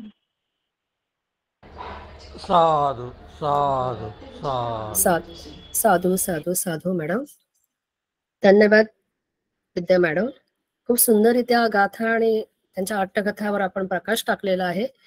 खूप सुंदर, सोप्या आणि उत्कृष्ट शैलीने त्या आपण आम्हाला समजावून सांगितलेल्या आहे. आज आपल्याला या मार्गदर्शनातून समजलं की प्रेम, करुणा, आनंद, समता हे गुण आक्रमक मैत्रीपूर्ण वर्तनाला कशा प्रकारे आळा घालतात. त्याचबरोबर सकारात्मक बाजू जर आपल्या मनामध्ये असेल तर किती चांगल्या प्रकारे आपलं वैचारिक परिवर्तन हे होऊ शकतं. त्याचबरोबर क्रोधावर आपण नियंत्रण कसं केलं पाहिजे तेही सांगितलंय. आणि सर्वात महत्वाचं, ब्राह्मण हा जो शब्द जो आहे तो नेमका कसा आहे, काय आहे, त्याच्यावरही अतिशय सुंदररित्या प्रकाश विद्या मॅडम आपण टाकलेला आहे. आजच्या व्याख्यानाला अनुसरून जर कुणाचे प्रश्न असतील तर जरूर विचारावेत. हा मंच आता प्रश्नोत्तरासाठी खुला ठेवलेला आहे.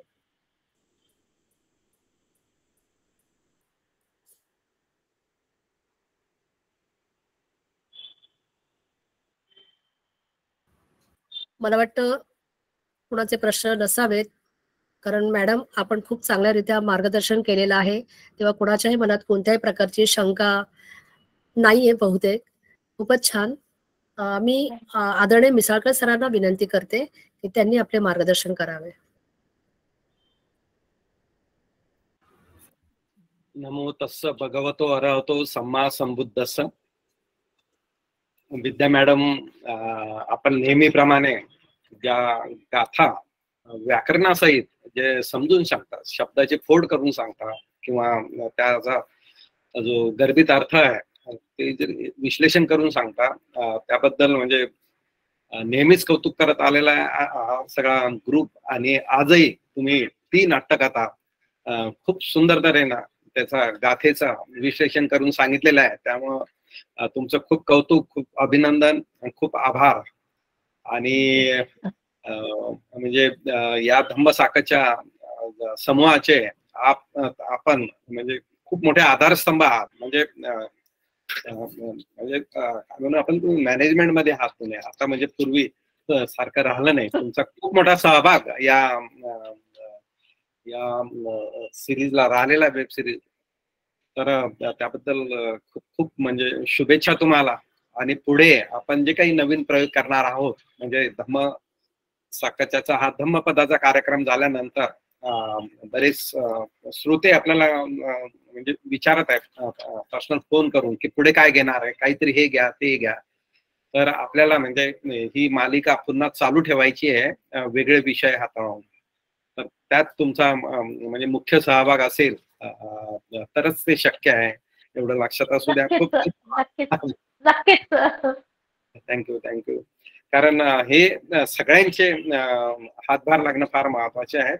म्हणजे 30-32 आतापर्यंत वक्ते या प्लॅटफॉर्मवर बोललेले आहेत आणि त्यांच्याच यानं हे 2.5-3 वर्षापासून जे काही चालू आहे धम्मपदाची ती शक्य झालेली आहे. पण हे आपल्याला आयुष्यभर वेगवेगळे उपक्रम राबवून हे यशस्वी करायचे आहे. आणि जे श्रोते आहेत, उपासक उपासिका आहेत, त्यांचा सहभाग, त्यांचा फीडबॅक, त्यांचे प्रश्न फार गरजेचे असतात. त्यामुळं एक धम्मसाखच्या होते, एक धम्मचर्चा होते. म्हणून तुमच्या प्रश्नाला आम्ही नेहमी महत्व देत असतो. आपणही खूप शांततेने ऐकतात आणि अभ्यास करता. अभ्यासाच्या दृष्टिकोनातून हा जो ग्रुप तयार झालेला आहे ही खूप अभिमानास्पद गोष्ट आहे सगळ्यांसाठी. आणि सगळ्यांचा सहभाग याला कारणीभूत आहे. तर आज ज्या विद्या मॅडमने ज्या 3 अट्टकथा सांगितलेल्या आहेत, ज्याच्यात 4 गाथा होत्या. तर पहिली जी होती आनंद थेरवस्तू, 387 नंबरची गाथा आहे. तर आपल्याला विद्या मॅडमने आपल्याला सांगितलं की महापवारणाचा दिवस होता. म्हणजे वर्षावाद झाल्यावर महापवारणा हा एक मोठा म्हणजे उत्सवासारखा किंवा एक मोठा कार्यक्रम असतो भिक्खू संघाचा. तर त्या भिक्खू संघाला पसिंदी राजा कसा आलाय ते विद्या मॅडमने आपल्याला सांगितलेलं आहे. तो एकदम सजून धजून आलेला आहे. म्हणजे एक राजवस्त्र किंवा जे दागिने किंवा जे मुकुट जे काही त्याचं वैभव असतं त्याच्या त्या वेल ड्रेस म्हणू आपण, किंवा खूप म्हणजे सजून धजून तो आलेला आहे आपल्या सैन्यासहित. किंवा म्हणजे तसा एक त्याची जी एंट्री असते राजाची तशा सहित तो याच्यात त्या विहारात आलेला आहे. ठीक आहे, फार महत्वाचा क्षण आहे तो. आणि लोक त्यावेळेस आपली जी संस्कृती जी आहे, बौद्ध संस्कृती ती कशी होती बघा. तो राजा आपल्या सगळ्या सजून धजून आलेला आहे आणि त्याच्यासोबत आता ज्या राण्या असतील किंवा जे लोक असतील ते पण तसे आलेले असतील असं गृहीत आहे. आणि त्यामुळं तो राजा म्हणून तो जो काही चमकत होता, त्याचं जे तेज होतं ते सगळीकडे दरवळत होतं. आणि नंतर काळूदाई थेराबद्दल सांगितलेलं आहे मॅडमने की काळूदाई थेर हे समाधीमधून उठलेले आहे आणि ते पण भिक्खू संघात बसलेले आहे. तर जरी त्यांचं नाव काळूदाई असले तर काळ्या रंगाचा त्यांचा रूपाचा तसा काही संबंध नव्हता. ते गौरवर्णीय होते आणि नुकतेच ध्यानातून उठल्यामुळे त्यांची पण जे त्यांचं जे रूप आहे किंवा त्याला कांती आहे की खूप म्हणजे तेजस्वी दिसत होती. आणि त्यामुळं इतर भिक्खू मध्ये ते खूप तेजस्वी दिसत होते. म्हणजे इकडे राजा तेजस्वी दिसत होता त्याच्या राजेशाहीमुळे, आणि इकडे हा भिक्खू आपल्या तेजामुळे सगळ्यांना प्रभावित करत होता, प्रकाशमान करत होता. आणि नंतर बुद्धाचं वर्णन आलेलं आहे. तर बुद्ध तर म्हणजे अति तेजस्वी आहेत, याच्यावरून म्हणजे आपल्याला तर नेहमीच दिसत आहे ते. तर हे जे तेज आहे चेहऱ्यावरचं किंवा आभा जी म्हणतो आपण, औरा म्हणतो आपण, तो जो आपल्याला बुद्धामध्ये दिसतो तो नेहमीच आपल्याला दिसत आलेला आहे. आणि इथे त्या काळोदाई थेराचा किंवा पसिंदी राजाचा त्याच्या परीने ती त्याची आभा किंवा ते तेज ते सगळीकडे दिसून येत होतं. आणि त्या संदर्भात विद्या मॅडमने ज्या गाथा सांगितलेल्या त्या खूप प्रसिद्ध गाथा आहेत ना. दिवा तपती आदिच्यो रतिमा पभाती चंदिमा आहे ना. तर दिवसात सूर्य चमकतो त्याचं तेज समोर कोणाचं तेज चालत नाही, रात्री चंद्राचा. पण दिवस रात्र किंवा प्रत्येक क्षणात जर कोणी चमकत असेल, ज्याची प्रभा कायम असते, ते बुद्ध आहे. कारण त्याचा सनातनो धम्म जो आहे त्यामुळे त्यांची प्रभा ही कायम असते. त्या अर्थाने ही गाथा विद्या मॅडमने समजून सांगितलेली आहे. आणि मी नेहमी सांगत राहतो की जसं तुमचं चित्त तसं तुमचं शरीर आहे ना, तशी तुमची काया. तर तुमचं चित्त जेवढं चांगलं असेल तेवढा तुमच्या कायावर त्याचा परिणाम होतो. आणि आपल्याला याचे अनेक संदर्भ पाली साहित्यात दिसतात.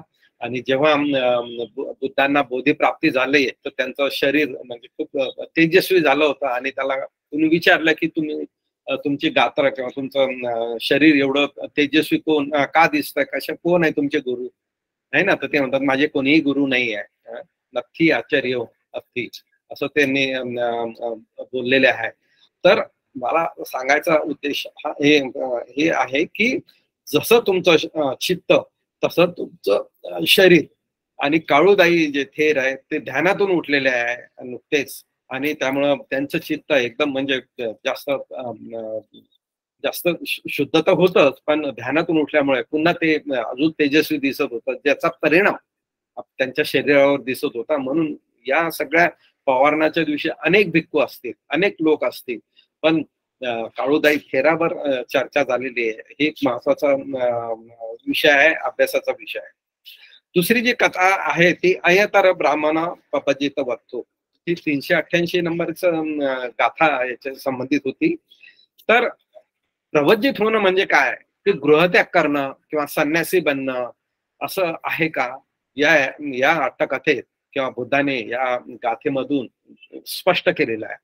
की म्हणजे एखादा भिक्खू गृहत्याग करून बुद्ध संघात प्रवेश करतो है ना, चिवर परिधान करतो, केस कापतो आणि ज्या काही मोजक्याच वस्तू वापरतो आणि बुद्धांनी सांगितलेल्या मार्गानुसार जो चालतो तो प्रवज्जित भिक्खू आहे. ठीक आहे. पण एखादा ब्राह्मण आहे, तो म्हणतो की मी पण संन्यासी झालेला आहे, मी पण गृहत्याग केलेला आहे, मी पण साधे वस्त्र घालतो, मी पण संपत्ती बाळगलेली नाही, तर काय त्याला प्रवज्जित म्हणावं? या अट्टकथेत सरळ सरळ सांगितलेले की नाही, त्याला प्रवज्जित म्हणता येणार नाही. कारण तो ज्या कारणासाठी बाहेर निघालेला आहे ते चित्तशुद्धीचं कारण नाही आहे, किंवा तो त्या मार्गावर नाही आहे. चित्तशुद्धीसाठी जो बुद्धाने मार्ग सांगितलेला आहे तो इतर पंथाचा व्यक्ती किंवा तो इथे या कथेत तो ब्राह्मण, तो त्या मार्गावर चित्तशुद्धीच्या मार्गावर नाही चाललेला, किंवा चित्तशुद्धीचा जो मार्ग आहे तो बुद्धाने सांगितलेला आहे तो मार्गावर तो नाही चाललेला आहे, म्हणून त्याला प्रवज्जित आपल्या भिक्खू सारखं प्रवज्जित नाही म्हणता येणार. तर याच्यात सरळ सरळ गाथेत त्यांनी सांगितलेलं आहे, जे विद्या मॅडमने स्पष्ट केलेलं आहे की ब्राह्मण जो आहे, मी इथे ब्राह्मण कोणाला म्हणतो, बुद्ध गाथेत सांगतात की ज्याने पाप कर्म नष्ट केलेलं आहे किंवा शील पालन जो करतो तो ब्राह्मण आहे. आणि श्रमण कोणाला म्हणायचं, तर जो श्रमण समभाव ठेवतो है ना, समभावाने वागतो. समभावाने म्हणजे कसा, उपेक्षेने वागतो, इक्वॅमिनिटीने वागतो, समतेने वागतो है ना, त्याला श्रमण म्हटलं गेलेलं आहे. आणि प्रवज्जित कोण आहे, जो आपल्या चित्त विकाराला नष्ट करतो किंवा नष्ट करण्यासाठी जो प्रयत्न करतो, अरहंत पदाला जाण्यासाठी जो प्रयत्न करतो, त्याला प्रवज्जित म्हटलं गेलेलं आहे. तर खूप सुंदर ब्राह्मणाची व्याख्या, श्रमणाची व्याख्या आणि प्रवज्जिताची व्याख्या विद्या मॅडमने आपल्याला समजून सांगितलेलं आहे. आणि ही ही एक अर्ध्या पानाची कथा आहे किंवा एक संदर्भ आहे फक्त एका ब्राह्मणाचा. तो पण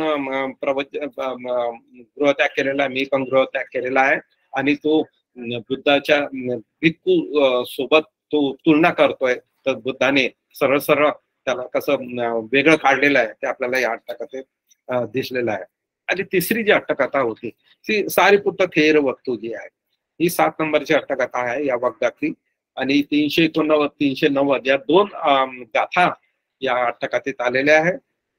आणि आपल्याला सारिपुत्त थेरांचे अनेक गुण आपल्याला याच्या आधी अनेक अट्टकथाद्वारे बघितलेले आहेत आपण. आणि आज विद्या मॅडमने त्यांची खंती जी आहे, त्यांची क्षमाशील वृत्ती किंवा अक्रोधी स्वभाव, हे ना त्यांचं वैशिष्ट्य आहे. आणि ते एवढे प्रसिद्ध आहे त्या गुणामुळे की सारिपुत्त थेराला कधी पण क्रोध येत नाही.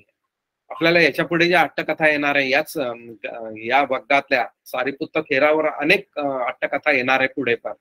किती म्हणजे त्यांना किती घरूनही किती बोलणी मिळाली किंवा बाजूने पण किती बोलणी मिळालेली आहे. किंवा यक्षाने एकदा त्यांच्या डोक्यावर खूप मोठा प्रहार केला होता तरी ते क्रोधी झालेले नव्हते.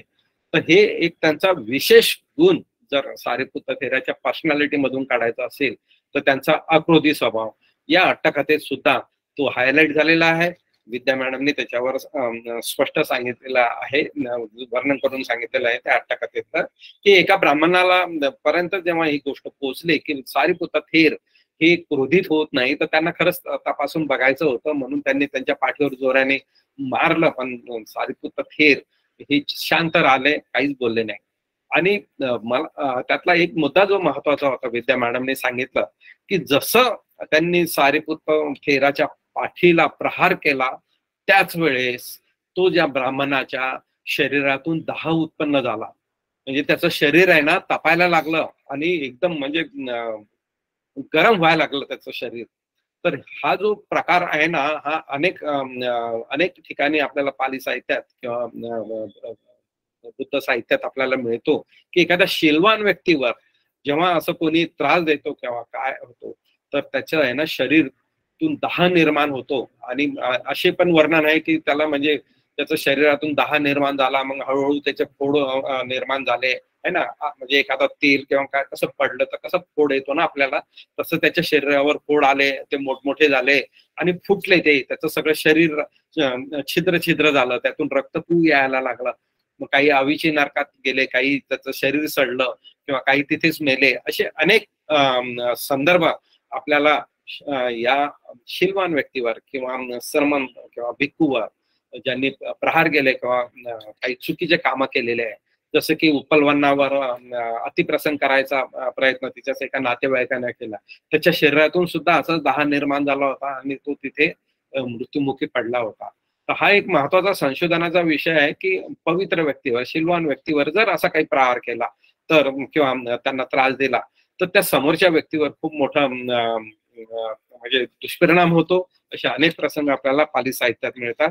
इथे पण या ब्राह्मणाने या सारिपुत्त थेराच्या पाठीवर जेव्हा प्रहार केला त्याच्या शरीरातून दाह निर्माण झाला.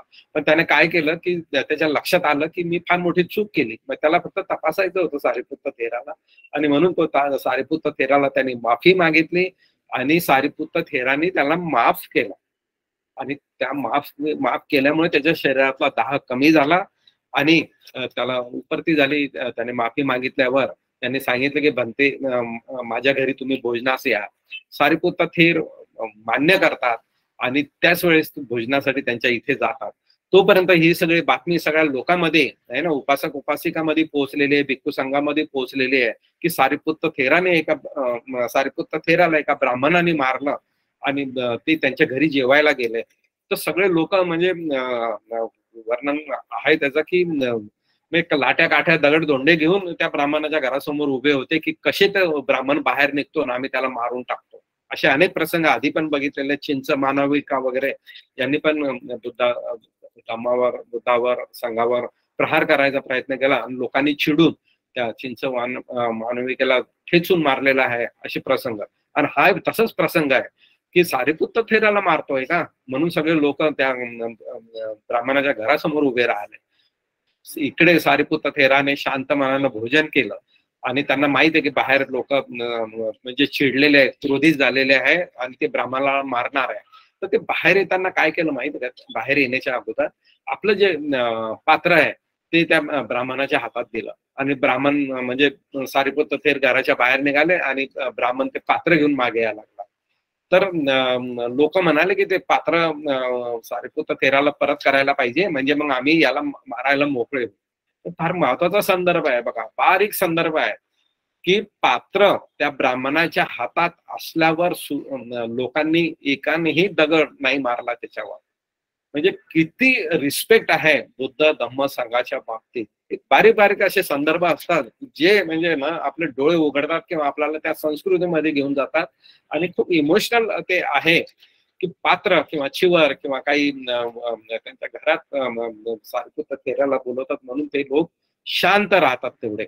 तर असे हे संदर्भ आपल्याला याच्यात दिसले आणि सारीपुत्र थेराने सगळ्यांना शांत केलं आणि नंतर सगळे भिक्खू आणि लोक नाराजच झाले होते. भिक्खू संघ स्पेशली नाराज यासाठी झाला होता की याने सारीपुत्र थेर एवढ्या सिनियर आणि वयाने पण सिनियर व्यक्तीला मारलेलं आहे आणि उद्या कुणी उठून आपल्याला पण मारेल आणि सारीपुत्र थेराने त्यांच्या घरी जेवायला जायला नव्हतं पाहिजे.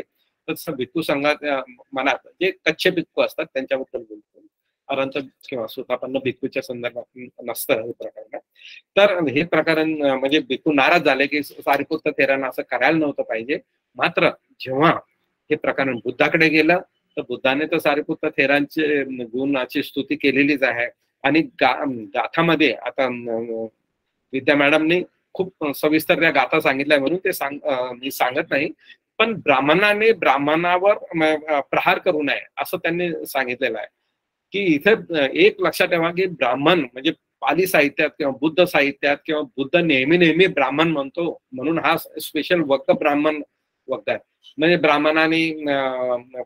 ब्राह्मणावर प्रहार करू नये किंवा इतरांनी ब्राह्मणावर प्रहार करू नये.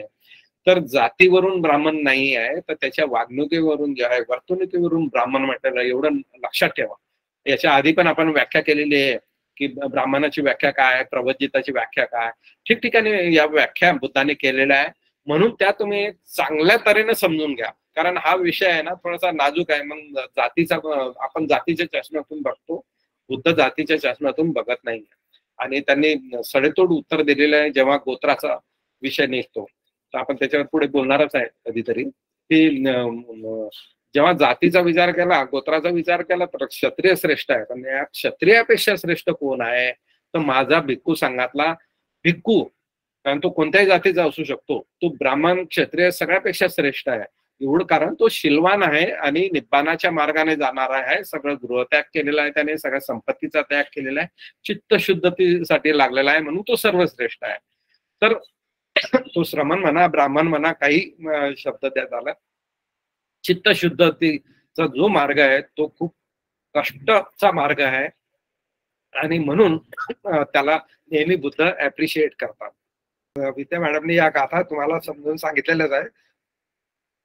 फक्त त्यात एक संदर्भ आलेला आहे, एक क्रोधामुळे तुम्ही अनागामी फळापर्यंत पोहोचू शकत नाही, हा एक महत्वाचा संदर्भ इथं आलेला आहे. तो लक्षात ठेवा. आणि दुसरा ब्राह्मण बद्दल त्यांनी शब्द दिलेले आहे की ही ब्राह्मण आहे ना समन ब्राह्मण आहे ना, म्हणजे गृहस्थी ब्राह्मण आणि श्रमण ब्राह्मण याच्यात फरक आहे.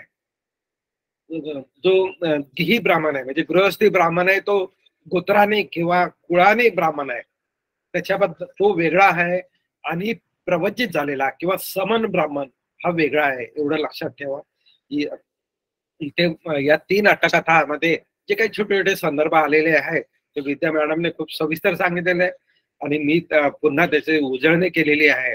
आणि इथेच मी थांबतो आणि सगळ्यांना खूप शुभेच्छा देतो.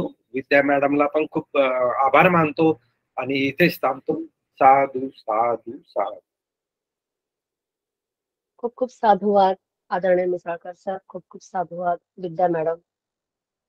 त्याचप्रमाणे आपण हा जो कार्यक्रम पाहतोय सर्व उपासक उपासिका, खूप खूप धन्यवाद देऊ मी इच्छिते नलिनी मॅडम यांना की त्यांनी ज्या पीपीटी तयार केलेल्या आहेत त्यामुळे त्यांचं फार मोठं योगदान आहे. तसेच संपूर्ण धम्मसाकरच्या टीम त्यांच्या सहकार्यामुळे आपण हा कार्यक्रम यशस्वीरित्या आपण पाहू शकतो, ऐकू शकतो.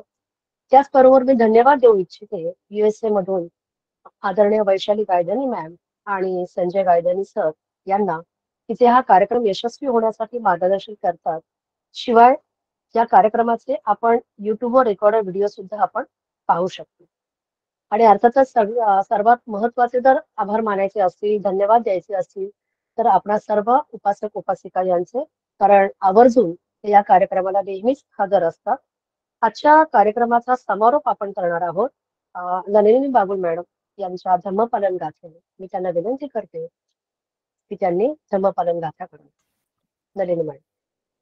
सब पाप सकरणं कुशलस्य उपसंपदा सच्चित्त परियोदपनम् एतं बुद्धान शासनं धम्मं चरे सुचरितं नतं दुचरितं चरे धम्मचारी सुखं सेति अस्मि लोके परमि च न तावता धम्मधरो यावता बहुभासति योचपम्पि सुत्वान धम्मं कायेन पश्यति सवे धम्मधरो होति यो धम्मं न पमज्जति नत्थि मे शरणं अयं बुद्धो मे शरणं वरं एतेन सच्चवच्चेन होतु मे जयमङ्गलम् नत्थि मे शरणं अयं धम्मो मे शरणं वरं एतेन सच्चवच्चेन होतु मे जयमङ्गलम् नत्थि मे शरणं अयं संघो मे शरणं वरं एतेन सच्चवच्चेन होतु मे जयमङ्गलम् नमो बुद्धाय नमो धम्माय नमो संघाय साधु साधु साधु